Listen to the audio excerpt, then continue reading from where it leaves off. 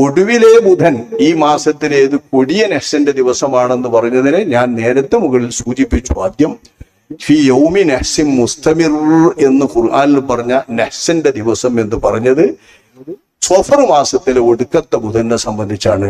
ഇനി ആരെങ്കിലും വെറുതെ സ്വക്കേടുകാരാകേണ്ടത് കേട്ടിട്ട് ഒടുക്കത്തെ ബുധൻ വരുന്നുള്ളൂ ഈ മാസത്തിലെ ഒടുക്കത്തെ ബുധൻ. നമ്മളിപ്പോ ഈ പോണമായിരം ഇങ്ങനെ പോകുക എന്നുള്ളത് എന്താ വെച്ചാൽ നമ്മളെ നാട്ടിൽ കൂടെ ഒന്നും ആ വകയിൽ ഒരു കണക്കിലെടുപ്പൊന്നും ഇല്ലെങ്കിൽ ഒരു വസുവാസം ഉണ്ടാവില്ല. ഒരു രോഗം ഈ വസുവാസമൊക്കെ കുടുങ്ങുന്നത് അവിടെയും പിടി കേട്ടിട്ടാണ്.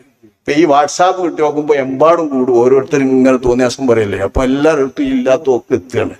അപ്പൊ നമ്മളീ പോന്നമാതിരി നമ്മളവലംബിക്കുന്ന മൂല്യന്മാരെ ആലിമീങ്ങളെ അവലംബിച്ച് ഓരോട് കാര്യങ്ങൾ ചോദിച്ച് കാര്യങ്ങളൊക്കെ നടത്തി പോരുകയാണ് നല്ലത്. ഏതായാലും ഈ മാസത്തിലെ ഒടുക്കത്തെ ബുധന് സാധാരണ എല്ലാ മാസത്തിലെ ബുധനുകൾക്കും ഒടുക്കത്തെ ബുധൻ അങ്ങനെ നേരത്തെ പറഞ്ഞ 7 ദിവസങ്ങളെ പ്രത്യേകം കാക്കണം എന്ന് അറിഞ്ഞിട്ടുണ്ട്.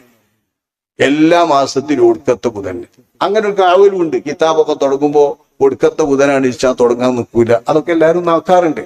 അത് നോക്കുന്നു നിന്ന് ഇനി ആ ചിന്ത മനസ്സിക്ക് വന്നിട്ടില്ലെങ്കിൽ അത് ആരും നോക്കും വേണ്ട. പരമാവധി അള്ളാഹുവിൽ തവക്കുലാക്കി കാര്യങ്ങൾ ചെയ്യുന്നതാണ് ഭംഗി.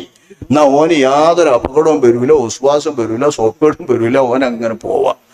അതേ രീതിയിൽ പോകുന്നത് ആരെങ്കിലും എന്തെങ്കിലും പറഞ്ഞു കേൾക്കുമ്പോ വല്ല വിശ്വാസമോ പ്രയാസമോ തോന്നുന്നുണ്ടെങ്കിൽ ഒടുക്കത്തെ ബുധം മാറ്റിയ ചളി കുഴപ്പമൊന്നുമില്ലല്ലോ. ഒരു ദിവസം ഒന്നും മാറ്റി വെച്ചു എന്തെങ്കിലും ബൈക്കോങ്ങി സുബൈക്കാരൊന്നും മാറ്റണ്ട, വേറെ സംഘമൊന്നും മാറ്റണ്ട, കണ്ടങ്ങൊന്നും മാറ്റണ്ട. പുതിയത് വല്ലതും തുടങ്ങുകയാണെങ്കിൽ മാറ്റുകയാണെങ്കിൽ വലിയൊരു കുഴപ്പമൊന്നും അതിനായിട്ടില്ല. ആകാശം ഇടിഞ്ഞു വീഴൂല. എന്തായാലും ആഹൃത്തിൽ കുറ്റവും കിട്ടൂല അതിന്റെ പേരിൽ. കാരണം ഇങ്ങനെ കേട്ടിട്ട് ആ അപകടം പോകാൻ വേണ്ടി ഒഴിവാക്കുന്നതല്ലേ. അപ്പൊ ആ നിലക്ക് നമ്മൾ അങ്ങനെ ചെയ്താൽ ഒരു മോശമല്ല.